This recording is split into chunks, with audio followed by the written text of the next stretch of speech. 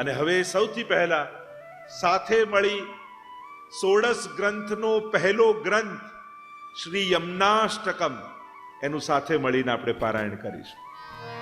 બોલો શ્યામ સુંદર શ્રી યમુને મહારાણી કી જય.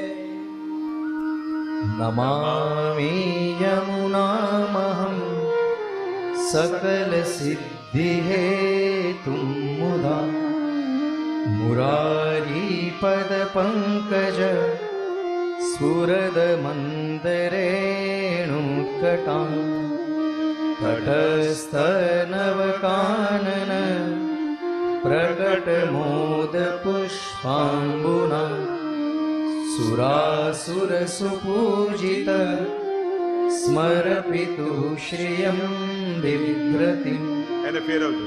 કલિંદ ગિરિમસ્તકે પતદ મંદ પૂરોજ્વલા વિલાસ મનોલ્લસ પ્રકટ ગંડ શૈલોન્નતા સઘોષ ગતિ દંતુરા સમધિરૂઢ દોલોત્તમા મુકુંદ રતિવર્ધિની જયતિ પદ્મબંધો સુતા ભુવં ભુવન પાવની અધિગતામનેકસ્વને પ્રિયાવિરિવ સેવિતા શુકમયુરહંસાદિભિ તરંગભુજ કંકણ પ્રકટ મુક્તિકાવાલુકા નિતંબતટ સુંદરીં નમત કૃષ્ણ તુર્ય પ્રિયાં અનંત ગુણભૂષિતે શિવ વિરંચિદેવસ્તુતે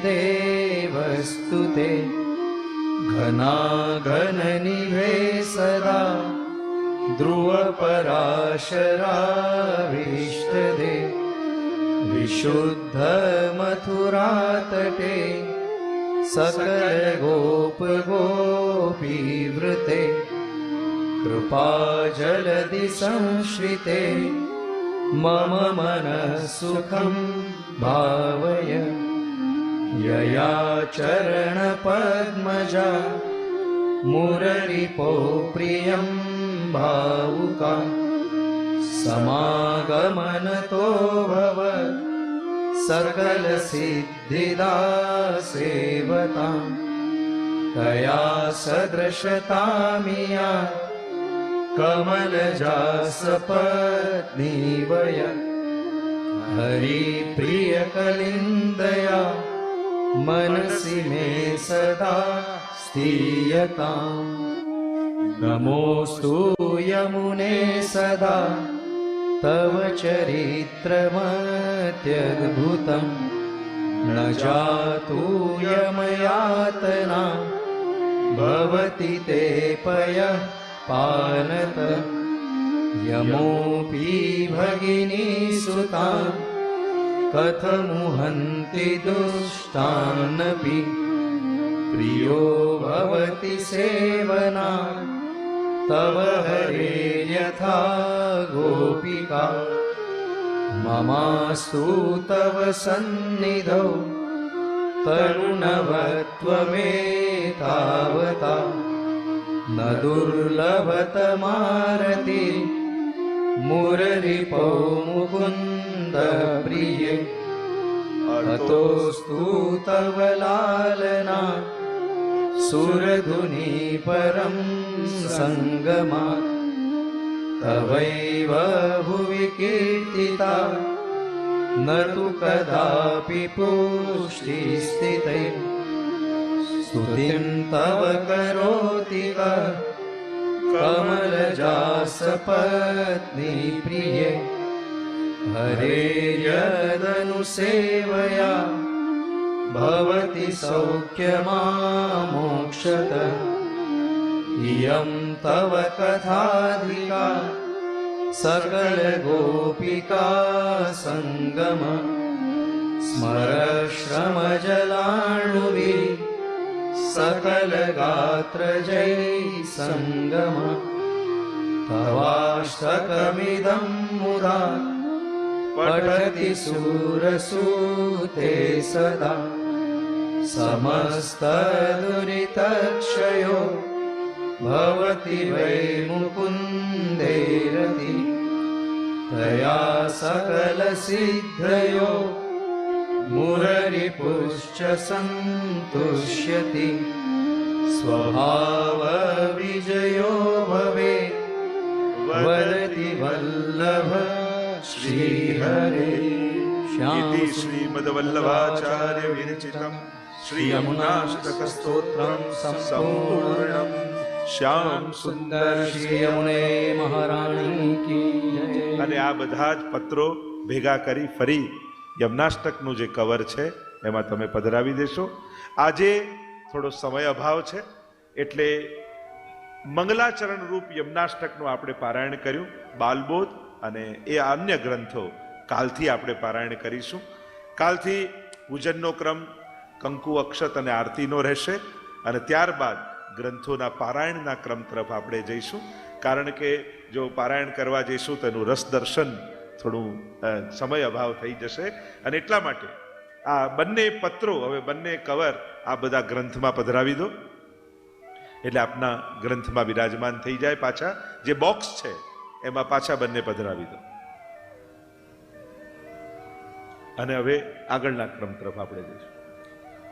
શ્રી વલ્લભાધીશ કી જય. વૈષ્ણવો, અધિક માસના પાવન દિવસો, કમલા એકાદ દિવસનો આજે શુભ દિવસ, શ્રી મહાપ્રભુજી બેઠકજીમાં બિરાજમાન, અલૌકિક દર્શનનો સમય થશે ત્યારે. અને આજે દર્શનમાં તો મોતીનો બંગલો છે. મોતીના બંગલામાં કોણ બિરાજમાન છે એ તો તમે દર્શન કરશો ત્યારે જ ખ્યાલ આવશે. 216 ગ્રંથનું પૂજન અને જે શ્રીનું સાનિધ્ય.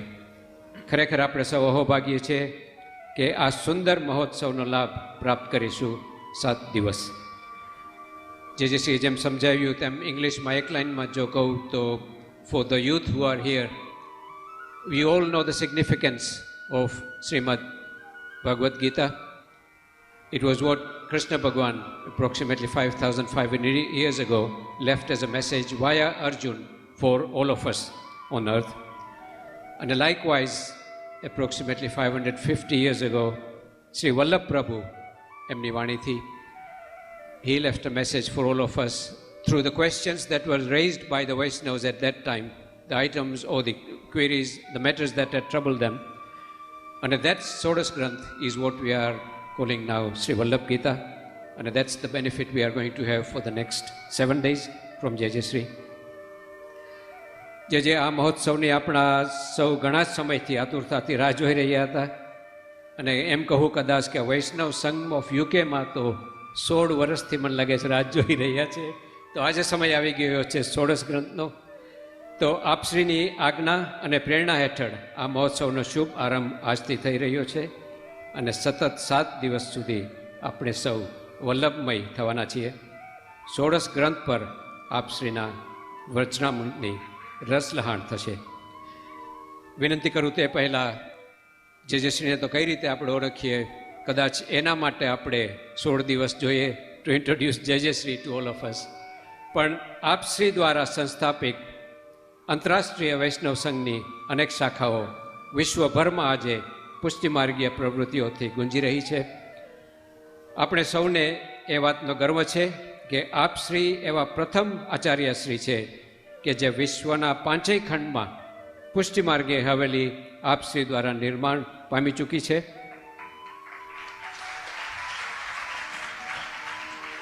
અનેક ટેકનોલોજીના માધ્યમથી આજે વિશ્વભરમાં ઘેર ઘેર આપશ્રીની વાણીનો પ્રવાહ પહોંચ્યો છે.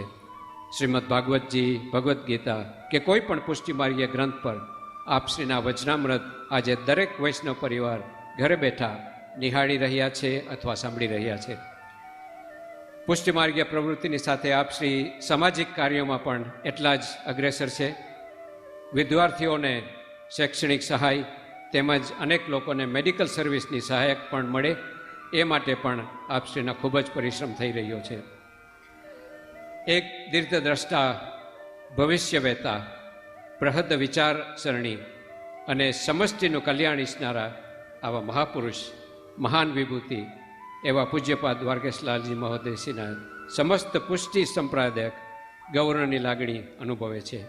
વિશેષમાં ગયા જ વર્ષે તમે બધા અહીં જ હતા જ્યારે જે શ્રીને વર્લ્ડ બુક ઓફ રેકોર્ડ્સનું એવોર્ડ પ્રાપ્ત કર્યું હતું અને તમને બધાને ફૂલી અપડેટ કરવા માટે જે શ્રીએ આ વિશ્વમાં સૌ પ્રથમ, જો વિશ્વ પ્રથમ કહી શકું તો જે વૈષ્ણવની એકેડેમીની ખાસ જરૂરિયાત હતી કે જેમાં આપણે વૈષ્ણવ ધર્મ તરફ જવા માટે જેમને પણ ઇન્ટરેસ્ટ હોય તે ડિગ્રી પ્રાપ્ત કરી શકે એમ કહીએ તો એવા વૈષ્ણવ એકેડેમી યુએસએમાં આ વર્ષ જે શ્રીએ પ્રતિષ્ઠા કરી છે એમની.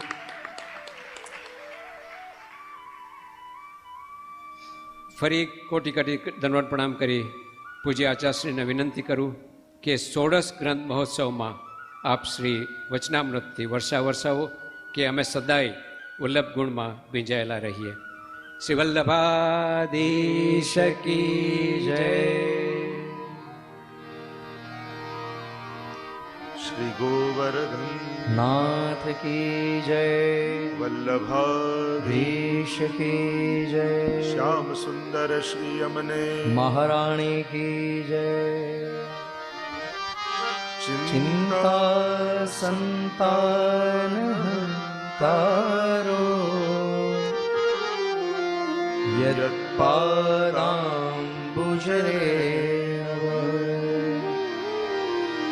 स्वीयानां तान् निजाचार्यान्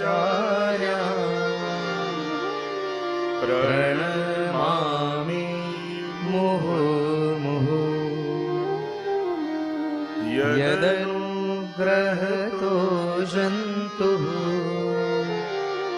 सर्वदुःखातिगो भवेत् तमहं सर्वदा वन्दे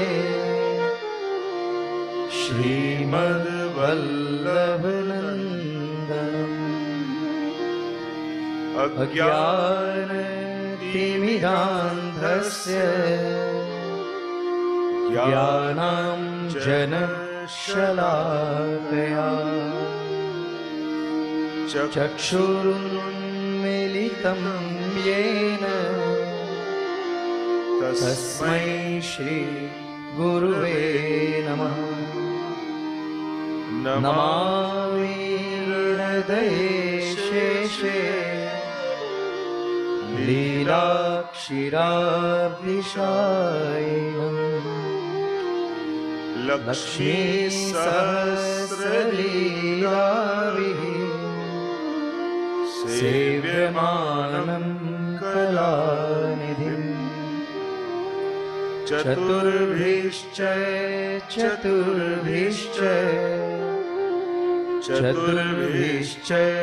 त्रिभिस्तथा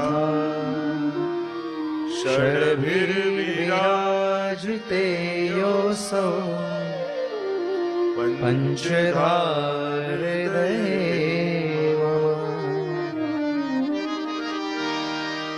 नमो भगवते तस्मै कृष्णायाद्भुत कर्मणे रूपनाम विभेदेन जगत क्रीडति यो यतः सच्चिदानंद रूपाय विश्वोत्पत्त्यादि हेतवे तापत्रय विनाशाय श्री कृष्णाय वयं नमः. निस्साधन जनोद्धार कर्ण प्रकटीकृतः गोकुले सस्वरूप श्री वल्लभ शरणं मम. योऽन्तः प्रविश्य मम वाचमीमां प्रसुप्तां सञ्जीवयत्यखिल शक्तिधर स्वधाम्ना अन्यांश्च हस्तचरणश्रवणत्वगादीन् प्राणान्नमो भगवते पुरुषाय तुभ्यम्. अत्र उपस्थित 16 ગ્રંથ સપ્તાહના પ્રધાન મનોરથી એવા જયભાઈ અને અલકાબેન મશરૂ પરિવાર एवं उपस्थित अन्य मनोरथी परिवार આ દિવ્ય કથા રસનું રસપાન કરવા આવેલા સર્વભાગ્યવાન ભગવદીજનો, અધિક માસના પાવન દિવસો અને અધિક માસમાં 4 મુખ્ય કાર્યો વિશેષ રૂપે બતાવ્યા: દાન, વ્રત, સેવા અને સત્સંગ. આ 4 તત્વોને લઈને આખો માસ આપણે પસાર કરતા હોઈએ છીએ. અને અધિક માસના મહાત્મ્યને આપ સૌ જાણે છો કે જ્યારે 3.5 વર્ષે લગભગ અને આખી હિન્દુ કાલગણના પ્રમાણે 1 માસની વૃદ્ધિ થઈ, કોઈ દેવતા એને સ્વીકારવા તૈયાર નથી, કારણ કે દરેક માસના એક દેવતા હોય. મલમાસ કહીને એને તરછોડ્યો, પણ જેનું કોઈ ન હોય ભગવાન એનો હાથ પકડી લેતા હોય છે. દુખિત થયો, ભગવાનના શરણે આવ્યો આ માસ. આપણે ત્યાં તો દરેક માસના પણ દેવતા અને એને પણ સાકાર રૂપે, એના અધિષ્ઠાતા દેવતા રૂપે માનીએ છીએ. ભગવાનના ચરણોમાં આવ્યો, મારું કોઈ સ્વીકાર કરવા તૈયાર નથી, મને મલમાસ કહીને તરછોડવામાં આવે છે.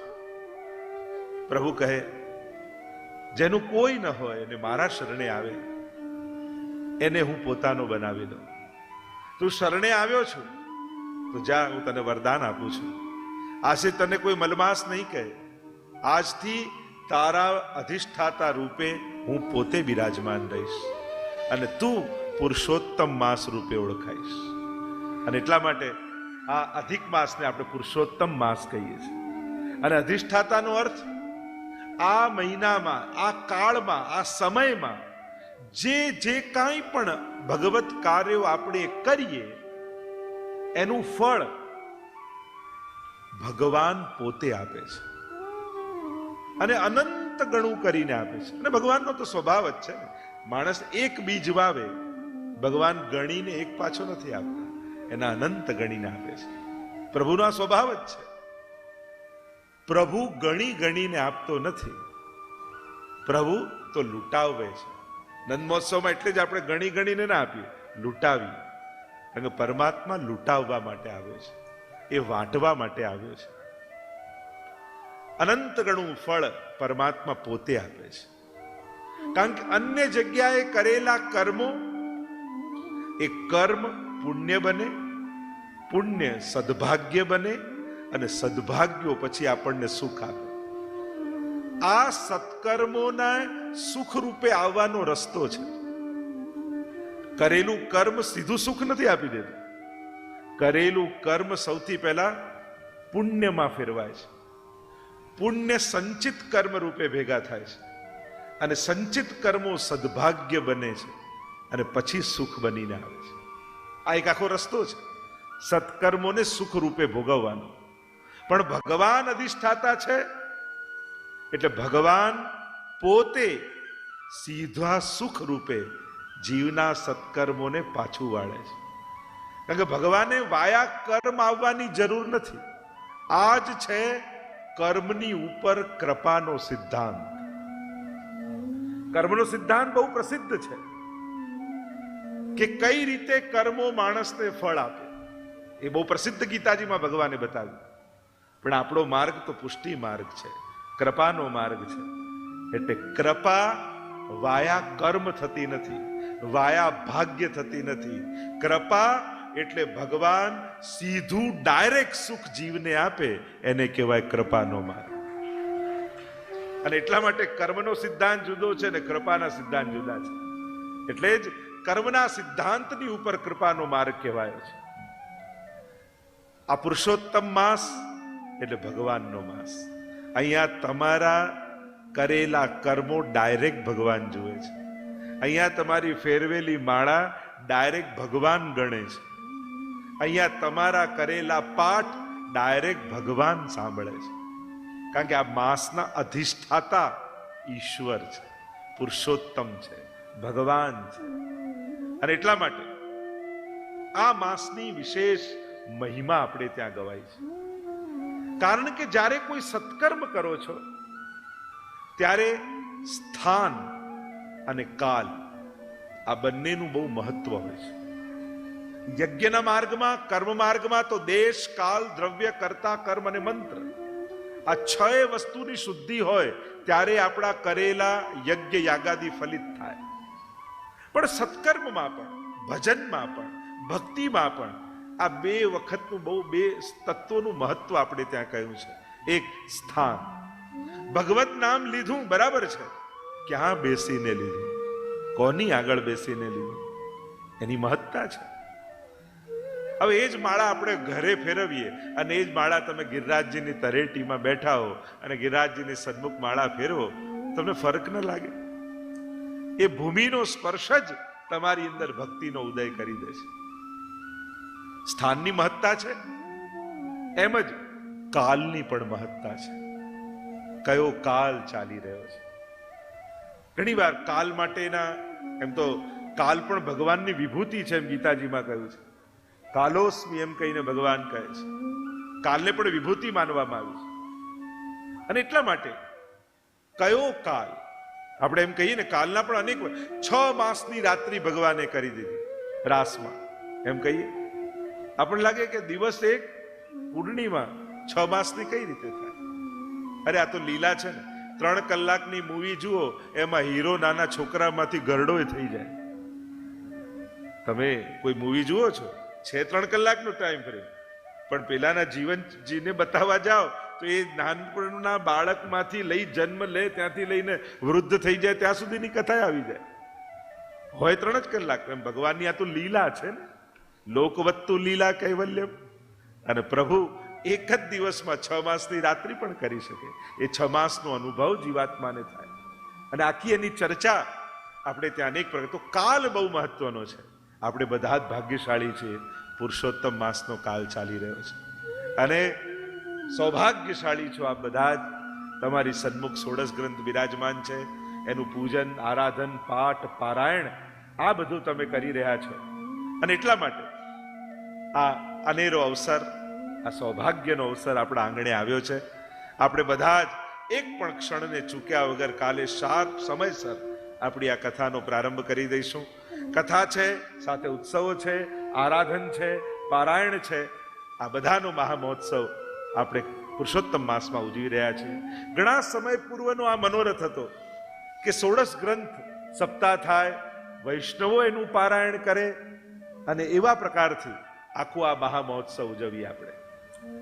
આજે દિવસ આવી ચૂક્યો છે. વિશેષ કરીને આપ લોકો માટે આ 16 ગ્રંથ આપણે તૈયાર કરાવ્યા છે. કારણ કે ઘણાને ગુજરાતી ન આવડતું હોય, ઇંગ્લિશમાં બોલી શકે, અને એવા સુંદર રીતે પોથી સ્વરૂપે આપણે ખાસ આ ઉત્સવ માટે કર્યા છે. એમ તો ગ્રંથોત્સવનું એક મહાઅભિયાન શરૂ કરવામાં આવ્યું લગભગ ડિસેમ્બરથી. વિશ્વમાં વસતા વૈષ્ણવોના ઘરે ઘરે શ્રીમદ ભાગવત, ભગવદ્ ગીતા અને 16 ગ્રંથ નિઃશુલ્ક, મફતમાં, ફ્રીમાં ઘરે ઘરે પધરાવાના છે. કાલે ગ્રંથોત્સવનો પણ આનંદ આપણે લઈશું.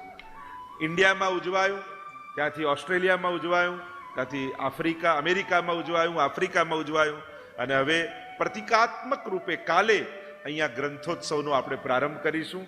તમે બધા ફોર્મ ભરશો, કાઉન્ટર પર ફોર્મ મળશે, એની લિંક જનરેટ કરીશું. અને કોઈ ઘર ઇંગ્લેન્ડમાં બાકી ન રહી જાય. ભલે 5000 ઘરે પધરાવવાનું આવશે કે 10,000 ઘરમાં પધરાવવાનું આવશે, તો આપણે પ્રયાસ કરીશું કે 5000 ઘરે પણ પધારે. પણ એવા પ્રકારનું એક મહાઅભિયાન ઘર ઘર ગ્રંથથી સમૃદ્ધ બને.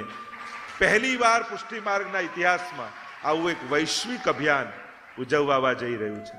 તો એમાં આપ લોકો જોડાશો. એની માહિતી તમને પછી મળશે, એટલે વિશેષ માહિતી નથી આવતો, પણ કાલે ધામધૂમથી ગ્રંથોત્સવનો પ્રારંભ કરીશું.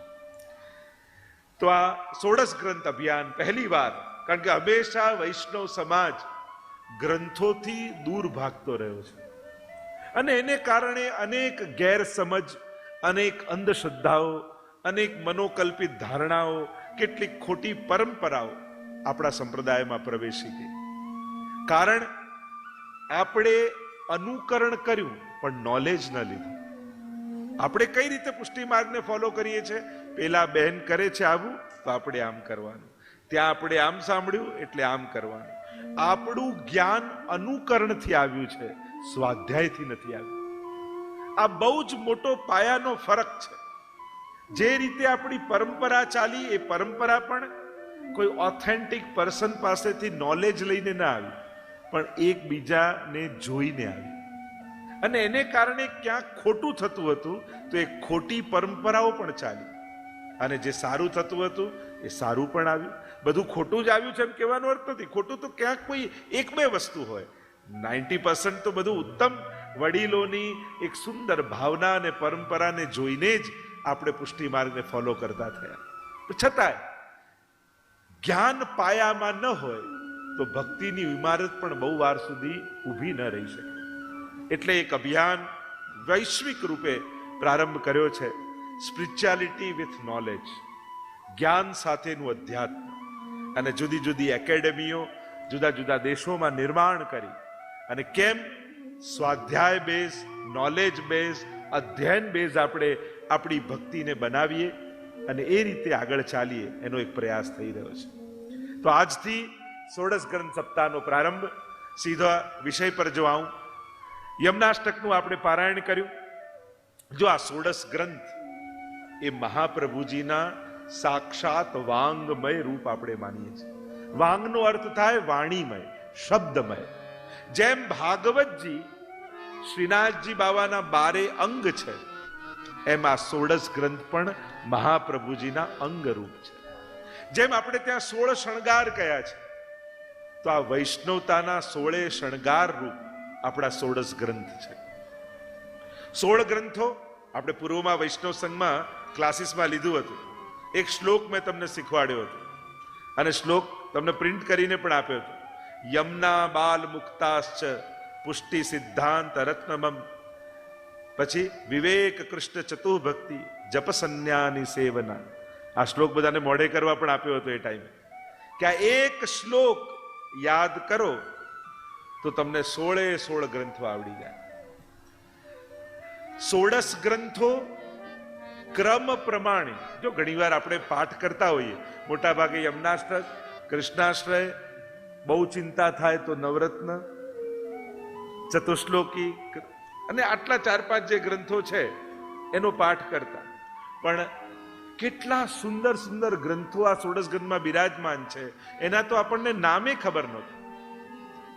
યમુના બાલ મુક્તાશ્ચ, યમુના એટલે યમનાષ્ટક, બાલ એટલે બાલબોધ, મુક્તા એટલે સિદ્ધાંત મુક્તાવલી. યમુના બાલ મુક્તાશ્ચ પુષ્ટિ સિદ્ધાંત રત્ન મમ. પુષ્ટિ એટલે પુષ્ટિ પ્રવાહ મર્યાદા ભેદ નામનો ગ્રંથ. પુષ્ટિ સિદ્ધાંત એટલે સિદ્ધાંત રસ, રત્ન એટલે નવરત્ન, મમ એટલે અંતઃકરણ પ્રબોધ, વિવેક કૃષ્ણ ચતુઃ ભક્તિ. વિવેક એટલે વિવેક ધૈર્યાશ્રય, વિવેક કૃષ્ણ કૃષ્ણાશ્રય, ચતુ એટલે ચતુશ્લોકી, ભક્તિ એટલે ભક્તિ વર્ધની, અને જપ સંન્યાની સેવના. જ એટલે જલભેદ, પ એટલે પંચપદ્યાની, ની એટલે નિરોધ લક્ષણ, સ એટલે સંન્યાસ નિર્ણય, ની એટલે નિરોધ, અને સેવના એટલે સેવા ફલ. આમ યમનાષ્ટકથી સેવા ફલ સુધી આ 16 ગ્રંથો શ્રી મહાપ્રભુજીએ ભાગવતજી અને ગીતાજીનું દોહન કરી નવનીત રૂપે, સાર રૂપે આપણને આપ્યા છે. વૈષ્ણવને આ નામ ખબર હોવા જોઈએ, અને ક્રમ પ્રમાણે નામ ખબર હોવા જોઈએ. અને આ ક્રમ 3 આચાર્યોએ આપણને ષોડશ ગ્રંથનો ક્રમ આપ્યો: દ્વારકેશજી, પુરુષોત્તમજી અને શ્રી હરિરાયજી.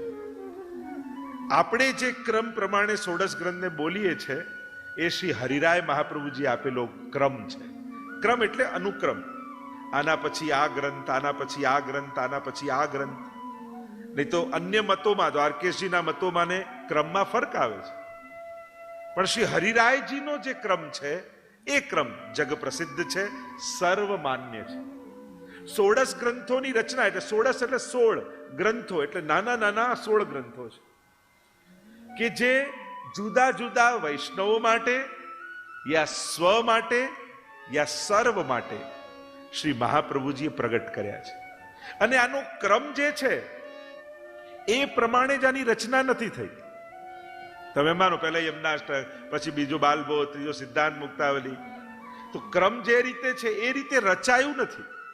રચના ક્રમ જુદો જુદો છે. કારણ કે એમ જોવા જાવ તો છેલ્લે અંતઃકરણ પ્રબોધ, જ્યારે ઠાકોરજીએ મહાપ્રભુજીને નિત્ય લીલામાં આવવાની આજ્ઞા કરી, તો પછી એ છેલ્લો હોવો જોઈએ, પણ એ તો વચ્ચે આવે છે. એમ મહાપ્રભુજીનો અંતિમ ગ્રંથ રચ્યો એ તો શિક્ષા શ્લોકી, એ 16 ગ્રંથમાં નથી આવતો. ઘણા લોકોને એમ લાગે કે આ જેટલા ગ્રંથો આપણે પાઠ કરીએ છીએ બધા 16 ગ્રંથના જ હશે. ઘણા તો મધુરાષ્ટકને પણ 16 ગ્રંથમાંનો એક ગ્રંથ માને છે, પણ મધુરાષ્ટક 16 ગ્રંથમાં નથી આવતો. ગિરિરાજ ધાર્યાષ્ટકમ 16 ગ્રંથમાં નથી આવતો. ઘણા ગ્રંથો આપણે બોલતા હોઈએ છીએ એ 16 ગ્રંથનો ભાગ નથી. તો 16 ગ્રંથની જે રચનાનો ક્રમ છે એ સમય પ્રમાણે નથી કે પહેલા રચાયો, પછી આ રચાયો, પછી આ રચાયો, એ રીતે ક્રમ નથી લીધો. પણ શબ્દ અને અર્થ પ્રમાણે, અનુસંધાન પ્રમાણે છે કે પહેલા જીવ જ્યારે પુષ્ટિ ભક્તિમાં આવે ત્યારે યમુનાજીનું આરાધન કરે, યમનાષ્ટકનો પાઠ કરે. કારણ કે યમુનાજીનું આરાધન કરશે એનાથી બે વસ્તુ એને મળશે. એક, મુકુંદ રતિવર્ધિની, ઠાકોરજીમાં ભાવનું દાન થશે. કારણ કે જ્યાં સુધી ભાવ નથી ત્યાં સુધી સિદ્ધાંતમાં પણ રુચિ નહીં આવે. એટલે સૌથી પહેલા ભક્તિથી સમૃદ્ધ જીવ થવો જોઈએ. અને એટલા માટે ભક્તિનું દાન કરવા માટે પહેલા યમનાષ્ટક, એ રીતે પછી બાલબોધ.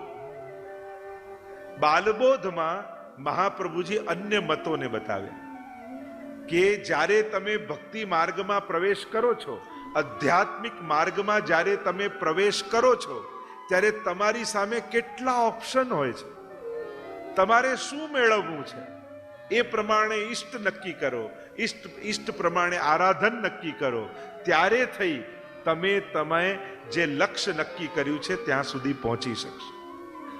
એટલે બાલબોધમાં સર્વ સિદ્ધાંત વિનિશ્ચય, સર્વ સિદ્ધાંતો બતાવ્યા.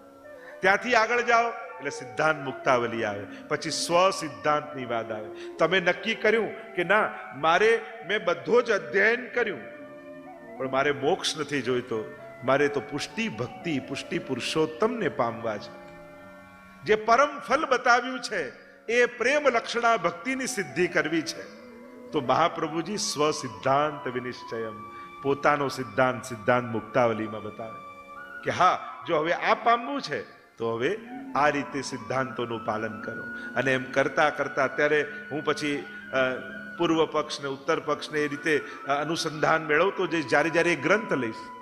અને એ રીતે 16 ગ્રંથોની યાત્રા છેક સેવા ફલ સુધી પહોંચે.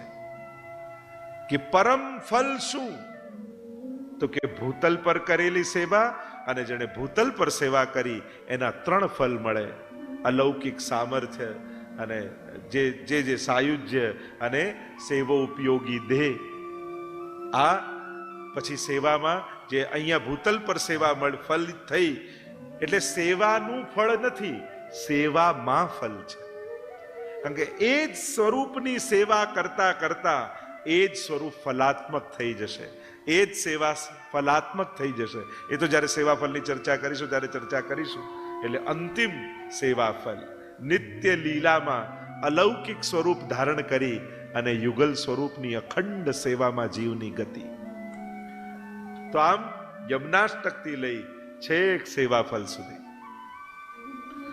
અને આખું અનુસંધાન, એક એક ગ્રંથ પછી એક એક ગ્રંથ, કેમ આના પછી આ મૂક્યો, કેમ આના પછી આ મૂક્યો, એ એમનેમ સંજોગ વસાત કે અકસ્માત વસાત આ ક્રમ ગોઠવી દેવાયો નથી. પણ જીવની કક્ષા પ્રમાણે એને પુષ્ટિ ભક્તિમાં તૈયાર કરતા કરતા કરતા છેલ્લે ઠાકોરજીનો હાથ પકડાય છે. એટલે કે પહેલા આંગળી માં પકડે છે, યમુનાજી પકડે છે યમનાષ્ટક દ્વારા 16 ગ્રંથમાં, અને છેલ્લે આંગળી ઠાકોરજીને પકડાવી દીધી સેવા ફલ દ્વારા.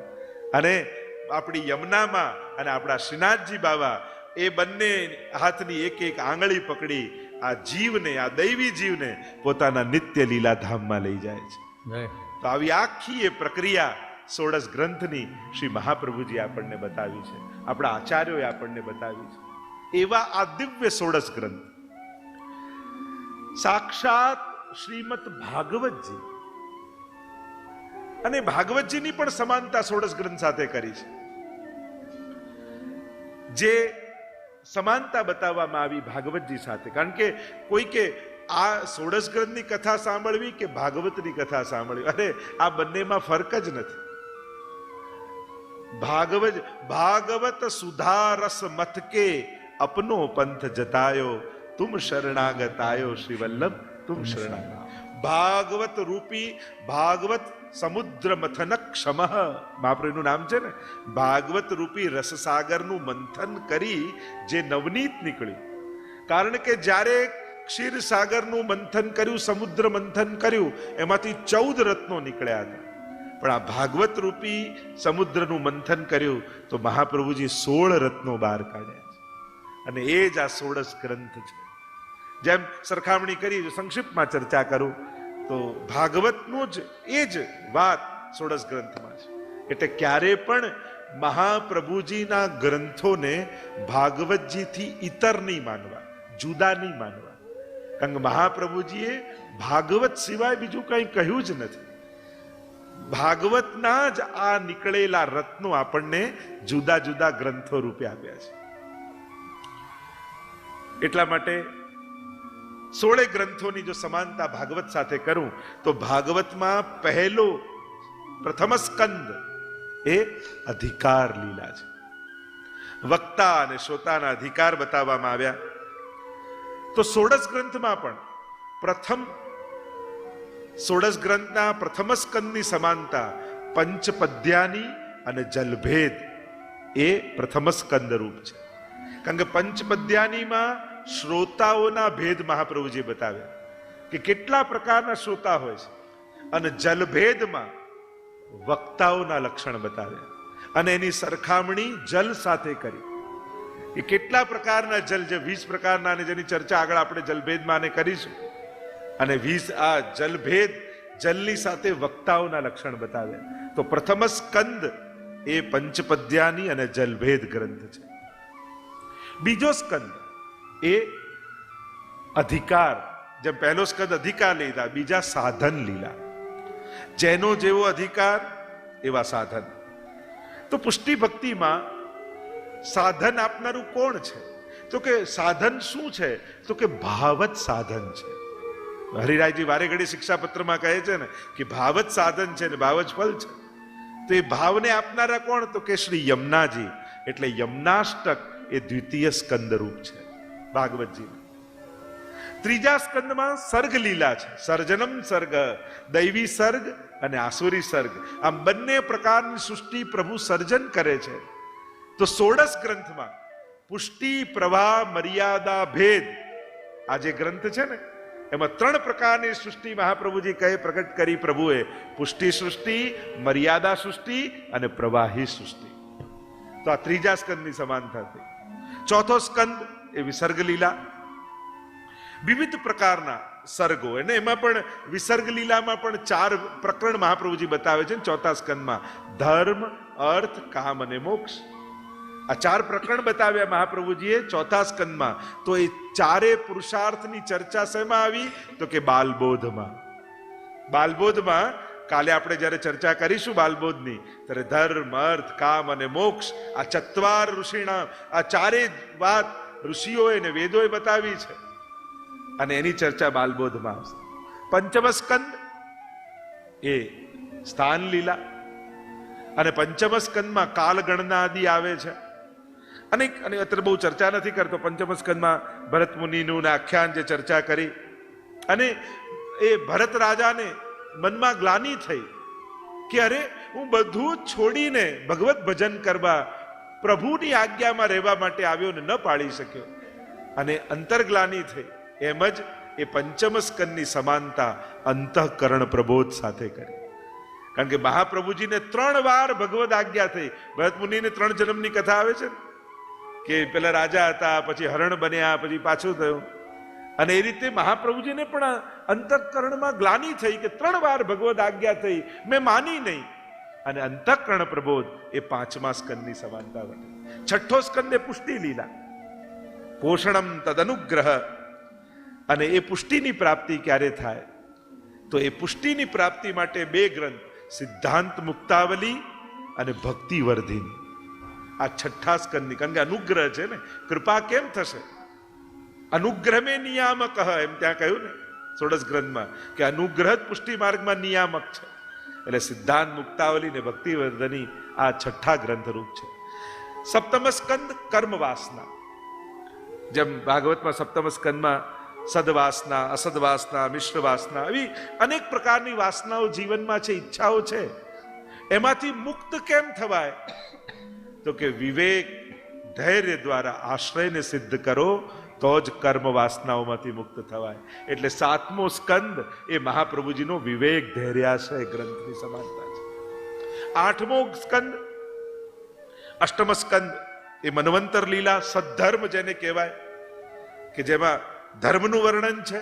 સદ્ધર્મ, મન્વંતર લીલા. તો મહાપ્રભુજીએ ચતુશ્લોકીમાં ધર્મ, અર્થ, કામ અને મોક્ષ આની સમાનતા કરી. એટલે 8મો સ્કંદ એ ચતુશ્લોકી બરાબર છે. 9મ સ્કંદ એ ઈશાનું કથા, ભક્તોના ચરિત્ર, ઈશસ્ય અનુગામી નામ કથા. 9મા સ્કંદમાં એની ચર્ચા આવી કે ભક્તિ દ્વારા કઈ રીતે આ જીવો પ્રભુને પામ્યા, અને એની સમાનતા નવરત્ન અને સિદ્ધાંત રહસ્ય સાથે કરી. કઈ રીતે જીવ પ્રભુની આજ્ઞા પાળી બ્રહ્મ સંબંધ પામી, ભગવત સંબંધ પામી અને ભક્ત બને છે. અને ઈશસ્ય અનુગામી નામ, ઈશાનું કથા, ભગવદીયોની કથા. એટલે ભગવદીય જીવન સિદ્ધ કરવા માટે સિદ્ધાંત રહસ્યના સિદ્ધાંતો અને નવરત્નમાં મહાપ્રભુજીએ બતાવેલા એ સુંદર સિદ્ધાંતો, આ બંનેનું પાલન કરવાથી આ બંને 9મ સ્કંદના પ્રતીકરૂપ છે. 10મ સ્કંદ, અને 10મ સ્કંદની લીલા શું છે? કે નિરોધ લીલા, પ્રપંચ વિસ્મૃતિ પૂર્વક ભગવદાસક્તિ નિરોધ. તો 10મ સ્કંદની સમાનતા કરી નિરોધ લક્ષણ સાથે, કે મહાપ્રભુજી આખો નિરોધ લક્ષણ ગ્રંથ આપ્યો અને આખી ભગવદ લીલા દ્વારા ભક્તના પ્રપંચની વિસ્મૃતિ અને ભગવાનમાં આસક્તિ સિદ્ધ કરી. 11મો સ્કંદ એ મુક્તિ લીલા છે, અને મુક્તિ લીલામાં સર્વ મોહનું નિવારણ થઈ જાય એટલે સંન્યાસ નિર્ણય નામનો ગ્રંથ એ મહાપ્રભુજીના 11 સ્કંદની સમાનતા છે. 12મો સ્કંદ એ આશ્રય લીલા છે, અને આશ્રય દ્વારા ભગવાનના ચરણોમાં પ્રાપ્તિ છે, ભગવાનના ચરણોમાં અનન્ય આસક્તિ છે. અને 12મા સ્કંદની સમાનતા કૃષ્ણાશ્રય અને સેવા ફલ સાથે કરી. સર્વ માર્ગેશુ નષ્ટેશુ કલૌ ચ ખલધર્મિણી પાષંડ પ્રચુરે લોકે કૃષ્ણે. એટલે 12મા સ્કંદમાં કલયુગનું વર્ણન આવે છે. ભાગવતજીનું જો તમે અધ્યયન કરો તો કલયુગનું વર્ણન, કાલયુગના રાજવંશોનું વર્ણન, અને એવું જ વર્ણન મહાપ્રભુજી કૃષ્ણાશ્રયમાં કર્યું ને, કે પાખંડ પ્રચુરે રોકે, કને કલયુગમાં કેવી સ્થિતિ થશે એનું વર્ણન છે. એટલે કૃષ્ણાશ્રય અને સેવા ફલ. જ્યારે આશ્રય સિદ્ધ થઈ જાય પછી તો અખંડ ભગવત સેવામાં જીવની પ્રાપ્તિ થાય. એટલા માટે આ 2 ગ્રંથોની સમાનતા કરી. તો આમ ભાગવત જ પ્રગટ 16 ગ્રંથ રૂપે આપણી સન્મુખ વિરાજમાન છે. એટલે આ 16 ગ્રંથને ભાગવતથી જરાય ઉતરતું ન સમજતા, એને જુદું ન સમજતા. આપણે ત્યાં હરિરાય મહાપ્રભુજી શિક્ષાપત્રમાં બહુ સુંદર વાત કરે છે. આ અલૌકિક તત્વોને ભગવાનથી જુદા માનવાને એ પણ એક અપરાધ છે. ઠાકોરજી અને ઠાકોરજીની સેવામાં વપરાતી સામગ્રી, સાધનો, એને પણ ભગવદ રૂપ જ માનવા જોઈએ. એને જુદા લૌકિક રૂપે ક્યારેય નહીં જોવા. આ પ્રભુના જ આનંદાંશનો વિસ્તાર છે. એટલે પ્રભુનું ધામ, પ્રભુની લીલા સામગ્રી, પ્રભુની કથા, પ્રભુના ગ્રંથો, આ બધું ભગવદ રૂપ જ છે. એટલે એમાં ભગવદ બુદ્ધિ જ રાખી. આ કોઈ કાગળનો ટુકડો નથી, આ કોઈ કાગળનું પુસ્તક નથી. એમાં મહાપ્રભુજીના વચનો અંકિત થયા છે, અને અંકિત થયા છે એટલે વલ્લભ રૂપ છે. એટલે હરિરાયજીનું એક બહુ સુંદર રૂપ છે. જેમ ભાગવતજીને સાક્ષાત શ્રીનાથજી બાબાના 12 અંગ રૂપ માન્યું ને, પહેલા 2 સ્કંદ બંને ચરણ, ત્રીજા ને ચોથા સ્કંદ બંને બાહુ, 5મો ને 6ઠો સ્કંદ શ્રીનાથજીની બંને જંગા, 7મો સ્કંદ શ્રીનાથજી બાબાનો મુઠ્ઠીવાળો હાથ, 8મો ને 9મો સ્કંદ બંને વક્ષસ્થળ, 10મો સ્કંદ શ્રીનાથજીનું હૃદય, 11મો સ્કંદ એ ઊંચો ઉઠેલો હાથ મસ્તક, અને 12મો સ્કંદ ઊંચો ઉઠેલો હાથ. આમ 12 સ્કંદ સાથે શ્રીનાથજીના સ્વરૂપની સમાનતા કરી. એ રીતે જ હરિરાયજી બહુ સુંદર પદ લખ્યું છે, જેમાં આ 16 ગ્રંથોની વલ્લભના સ્વરૂપની સાથે સમાનતા કરી છે. કર મન શ્રી વલ્લભ અંગન ધ્યાન, કે આ યમનાષ્ટક એ 16 ગ્રંથનું મંગલાચરણ છે. કોઈ પણ ગ્રંથો એનું મંગલાચરણ છે, એટલે અંગોની સમાનતામાં યમનાષ્ટક નહીં આવે. પણ યમનાષ્ટક રૂપી મંગલાચરણ કરી પછીના જે 15 ગ્રંથો છે એ મહાપ્રભુજીના સાક્ષાત અંગરૂપ છે. અને પદમાં ગાન કરતા હરિરાયજી કહે છે, કરમન શ્રી વલ્લભ અંગન ધ્યાન. કરમન શ્રી વલ્લભ અંગન ધ્યાન, કરમન શ્રી વલ્લભ અંગન ધ્યાન, કરમન શ્રી વલ્લભ અંગન ધ્યાન, કરમન શ્રી વલ્લભ અંગન ધ્યાન, વામ ચરણ કૃષ્ણાશ્રય હોય કે, વામ ચરણ કૃષ્ણાશ્રય હોય કે, દક્ષિણ ચરણ સિદ્ધાંત બખાન, દક્ષિણ ચરણ સિદ્ધાંત બખાન, શ્રી વલ્લભ અંગન ધ્યાન. વામ ચરણ કૃષ્ણાશ્રય, દક્ષિણ ચરણ સિદ્ધાંત રહસ્ય, એમ એક અંગમાં એક ગ્રંથ વિરાજમાન છે. વામ ઉર નવરત્ન કહીએ, વામ ઉર નવરત્ન કહીએ, દક્ષિણ ઉર ભક્તિ વર્ધિની જાન, દક્ષિણ ઉર ભક્તિ વર્ધિની જાન.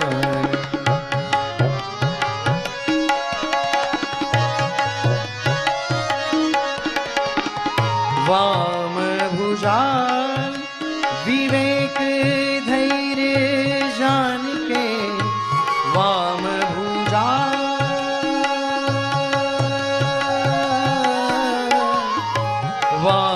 भुजाल विवेक धैर्य जान के, दक्षिण भुजाल पुष्टि प्रवाह मर्यादा ज्ञान, दक्षिण भुजाल पुष्टि प्रवाह मर्यादा ज्ञान, श्री वल्लभ अंगन ध्यान, करमन श्री वल्लभ अंगन શ્રી ध्यान. મહાપ્રભુજીના શ્રીઅંગ રૂપ આ એક ગ્રંથો છે.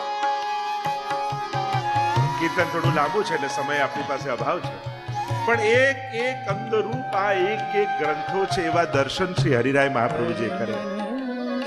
જો અલૌકિકતા શીખવી હોય ને તો અલૌકિક વ્યક્તિઓ પાસે શીખી શકાય. લૌકિક લોકો પાસે જઈને તમે ભગવાનની વાત કરો તો એ સંસાર સમજાવી શકે, ભગવાન ન સમજાવી શકે. આપણા બધાની તકલીફ એ થાય છે, ભગવાનનો પ્રશ્ન એવા જણા જોડે જઈને પૂછીએ છીએ જે પોતે ભગવાનને જાણતો ન હોય, યા પૂરો માનતો ન હોય, યા પોતાને નિષ્ઠા ન હોય, યા પોતાને દ્રઢ આશ્રય ન હોય. એટલે જેને પોતાને દ્રઢ આશ્રય ન હોય ને એ અડધી પડધી વાતો કરે, એ કાચી કાચી વાતો, એ ચોખ્ખું ન કહી શકે કે આમ જ કર, એ સ્પષ્ટ ન કહી શકે કે આમ જ થવું જોઈએ, કારણ કે એને પોતાને નિષ્ઠા નથી કે ખરેખર આ માળા ફેરવવાથી આવું થઈ શકે, કારણ કે એનો અનુભવ નથી. અને જેનો અનુભવ છે એના માટે તો એક વાર લીધેલું ભગવત નામ પણ બહુ મોટું છે. સાધારણ વ્યક્તિને એક વાર નામ લેવાથી શું થાય, 5 વાર નામ લેવાથી શું થાય, અરે 24 કલાક જપો તો જ થાય. અરે ગજેન્દ્ર એક વાર પુકાર્યું ને તોય કાફી હતું. તીર કેટલું નીચે ખેંચો છો દોરી, એના પરથી નક્કી થાય કે કેટલું દૂર જશે. આપણે નામને ક્યાંથી કાઢીએ છીએ, કેટલું ખેંચીને છોડીએ છીએ, એના પરથી નક્કી થશે ક્યાં સુધી પહોંચવાનું છે.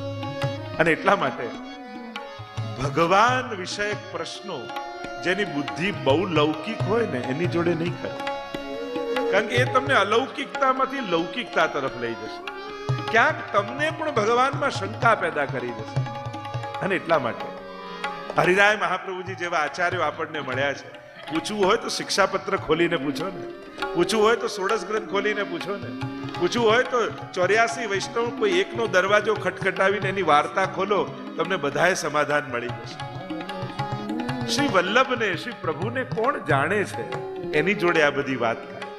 અને એટલા માટે હરિરાયજી આ ષોડશ ગ્રંથને કેવી દ્રષ્ટિએ જુએ છે, આ તો મહાપ્રભુજીના એક એક અંગ રૂપ છે, એક એક અંગમાં બિરાજમાન. એટલે તમે ષોડશ ગ્રંથનું પૂજન નથી કર્યું, તમે મહાપ્રભુજીનું આરાધન કર્યું છે.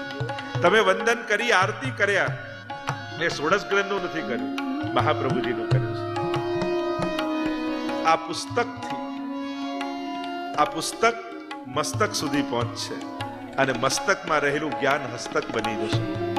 એ સેવા સુધી પહોંચવાનું છે. જો એક વિચાર નીકળ્યો છે શેના માટે, છેક કર્મને સિદ્ધ કરવા માટે, સેવાને સિદ્ધ કરવા માટે એક વિચાર છે, અને વિચાર વહેતો વહેતો જુદા જુદા માધ્યમ બની અને છેક જીવનના કલ્યાણ સુધી જવાનો છે. અને એટલા માટે અલૌકિક તત્વોને અલૌકિક દ્રષ્ટિએ જોવાની આદત પાડો અને પ્રયાસ કરવો પડશે. શરૂઆતમાં એ પ્રવૃત્તિ હશે, ધીમે ધીમે મનની વૃત્તિ બની જશે.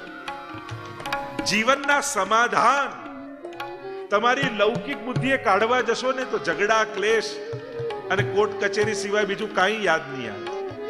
પણ જીવનના સમાધાન ષોડશ ગ્રંથોને વચમાં રાખી આ પ્રશ્નોનો ઉકેલ મહાપ્રભુજી શું આપે છે, જ્યારે ષોડશ ગ્રંથમાં ગોતશો ને અને જે ઉત્તર મળશે ને એ તમારા જીવનનું કલ્યાણ કરનારું હશે. બધાના ઉત્તર છે ષોડશ ગ્રંથમાં.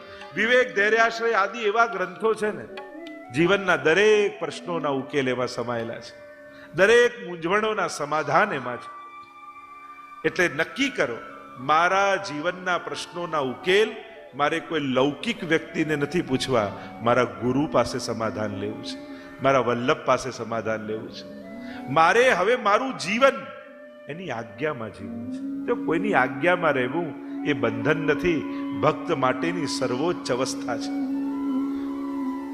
તમે કોનું માનો, ક્યાંક તો કોઈકને તો પૂછતા જો છો, ભલે છેલ્લે પોતાના મનનું માને ને માણસ. હું કોઈને ના પૂછું, મારા મનમાં આવે એટલે છેલ્લે તમે એમ કહો હું મારા મનનું માનું. તમને તમારા મન ઉપર ભરોસો ખરો કે હંમેશા એ સાચો જ હશે? નહીં તો રોજ એનું કહ્યું તો કરો છો. જો માણસ છે ને 3 વસ્તુના પાયા ઉપર એના જીવનની ઇમારત, એમ બરોબર આ 3 છે ને, એક ઘણો ઠાકોરજીએ પૈસો આપ્યો છે ને ચિંતા નથી, ઘણા સ્વજનો છે, સંબંધીઓ, ગ્રુપ છે, ચિંતા નથી, અરે શરીર એવું મજબૂત છે ને, મારું સ્વાસ્થ્ય તો એટલું સારું છે, મને કઈ ના થાય, મારે કોઈની ગરજ નથી. આ 3 ઉપર માણસ ટકેલું હોય એનું જીવન, એનું સંપત્તિ, એના સ્વજનો અને એનું સ્વાસ્થ્ય, કે જેના ઉપર એને આમ ફુલાવીને ફરતો હોય. પણ આ 3 ઉપર તમને ભરોસો ખરો? તમને ભરોસો કરો આજે જેવું શરીર છે એવું કાલે પણ રહેશે? હા કે ના? જો તમે એકનો તો ઉડાડી દીધું, એકની ના પાડી. સ્વજનો, આપણને એમ થાય કે આપણું બહુ મોટું સર્કલ ને આપણા સ્વજનો, તમને ભરોસો ખરો આજે જેવા બધા જોડે સંબંધો છે એવા કાયમ રહેશે? અરે કોરોનામાં તો આપણે જ મેસેજ કરવા પડે, ભાઈ આવતો નહીં, પોઝિટિવ છું. એમાં તો આપણે જ કરવા પડે, આપણે જ સ્વજનોને દૂર રાખતા. સંબંધો આજે છે ને કાલે કઈ એક નાનકડી ઘટનામાં તૂટી જાય કોને ખબર. અરે લગ્નમાં એને આગળ ખુરશી આપી, મન તો છેક પાછળ બેસાડ્યો, હવે જવું જ નહીં. એટલે આમાં તમારો કાંઈ વાંક ના હોય, થઈ જાય. આ તો સમસ્યા. વ્યવહાર તો વ્યવહાર જ છે, વ્યવહારની જેમ જ ચાલે છે. તો સંબંધો આવા જ છે. અને સંપત્તિ આપણને એમ લાગે આજે છે એવું કાલે રહેશે, કોણ જાણે. આજે તમને આટલું વ્યાજ બેંકમાં મળતું અને કાલ સાવ ઘટી જાય, થાય તમારા હાથમાં ખરું? કમાવું તમારા. અને મૂળ વાત શું છે?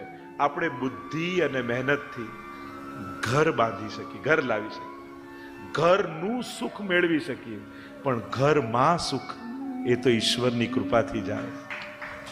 આપણે મહેનતથી ધન લાવી શકીએ, ધનનું સુખ, પણ ધનથી સુખ એ તો ઈશ્વરની કૃપા હોય તો જ મળી શકે. આપણે સ્વજનો ભેગા કરી શકીએ, પણ સ્વજનોથી સુખ એ તો ઈશ્વરની કૃપા હોય તો જ મળી શકે છે. અને એટલા માટે બુદ્ધિ અને પુરુષાર્થની ક્યાંક સીમા છે. એ વસ્તુ અને વ્યક્તિ ભેગો કરી શકે. તમે મોટી અગાસી લઈ શકો, દોરી લાવી શકો, પતંગ લાવી શકો, પણ પવન વગર કોઈનો પતંગ ચડતો નથી.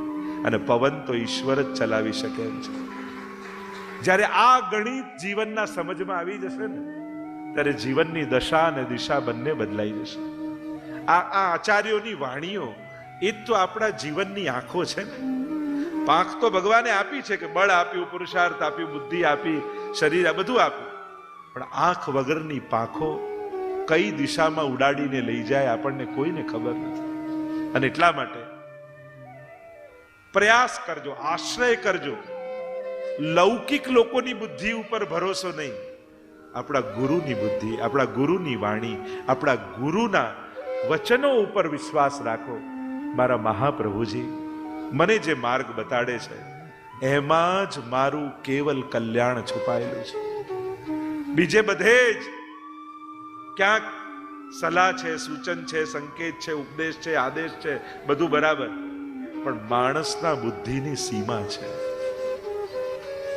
જો દરેકની બુદ્ધિ કામ કરતી હોત તો દુનિયામાં ઘણા બુદ્ધિમાનોને મેં દુખી જોયા છે, તો પછી દુખી હોત જ નહીં. સીમા છે દરેકની, અને લિમિટેશન છે જ માણસના, અને એ રીતે જ માણસને જોવો જોઈએ. દરેકની એક સીમા છે. પણ હા, મહાપુરુષોની વાણી, એના વિચાર અસીમિત છે, ત્રિકાલાબાધિત છે. દરેક કાળમાં એમના વચનો સત્ય છે. 500 વર્ષ પહેલા પણ મહાપ્રભુજીના આ વચનો એટલા જ ઉપયોગી હતા, અને આજે પણ આ વચનો એટલા જ ઉપયોગી છે. અને હું તેમ માનું છું, જેટલી ગીતાજીને અર્જુનને જરૂર નહોતી એના કરતા વધારે આપણને બધાને વધારે જરૂર છે. જેટલી ભાગવતજીને પરીક્ષિતને કદાચ જરૂર નહોતી એના કરતા વધારે આપણને લોકોને વધારે જરૂર છે. એમ જ આ 16 ગ્રંથોની જેટલી 84 વૈષ્ણવને જરૂર નહોતી એના કરતા વધારે ક્યાંક આપણને વધારે જરૂર છે. નહીં તો ઘણી વાર લોકો એમ કે આજે જો મહાપ્રભુજી પ્રગટ થઈ તો આજે પણ આ જ કહેત, તમારી સામે આવીને મહાપ્રભુજી આ જ વાત કરત જે કરી ગયા છે, જે કરી રહ્યા છે. એટલે 16 ગ્રંથો એમની માનવું કે આજે મહાપ્રભુજી આવીને તમને કંઈક જુદું કહી જાય, તમને મળત તો એમ જ કહેત સેવા કાર્ય સદા કાર્ય સેવાયામ વા કથાયામ વા યસ્યા શક્તિ દૃઢા ભવે ચેતત સત્પ્રવણમ સેવા. એ જ મહાપ્રભુજીના વચનો એ તો શાશ્વત છે. આ 16 ગ્રંથો ભક્તિના માર્ગમાં ચાલવા માટે મહાપ્રભુજી આપેલી આંખો છે. એટલે જ આધ્યાત્મિક માર્ગમાં લૌકિક દ્રષ્ટિએ ચલાતું નથી.